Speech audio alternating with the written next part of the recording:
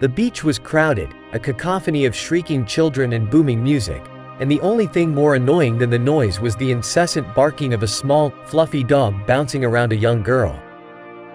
It was an annoyance Michael was determined to put a stop to. He watched the dog, its tail wagging furiously, as it pranced closer. Michael felt a surge of irritation.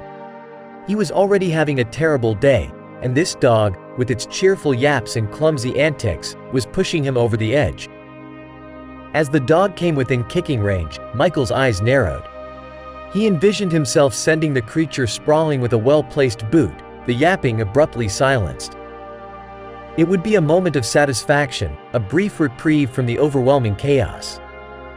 He raised his foot, a twisted smile playing on his lips. But then, something unexpected happened.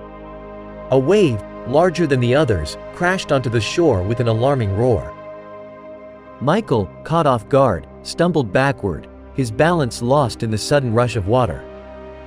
He was about to regain his footing when the wave, with an ironic twist of fate, pulled him further back, throwing him headfirst into the sand. He landed with a thud, the sand stinging his eyes.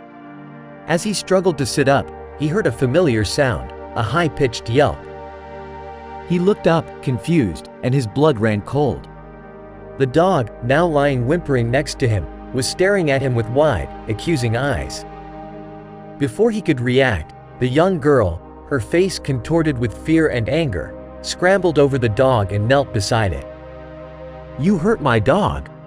she screamed, her voice choked with tears. "You were going to kick him!" People, drawn by the commotion, started gathering around. The girl's angry accusations, amplified by the crowd, echoed in Michael's ears. His face flushed red with shame. He hadn't hurt the dog, but he had clearly intended to.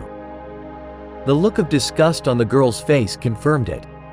He couldn't explain, couldn't justify his actions. All he could do was stammer a feeble apology, his voice drowned out by the rising tide of anger surrounding him.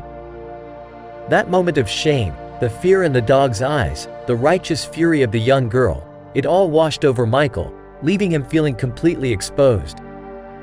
He knew then, in the face of the collective condemnation, that he had gone too far.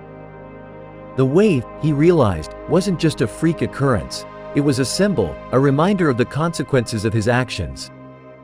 He was not a hero, he was a coward, a bully, and he had been humbled. As the crowd dispersed, the girl, still furious, took her dog and walked away. Michael watched them go, a sense of regret gnawing at him.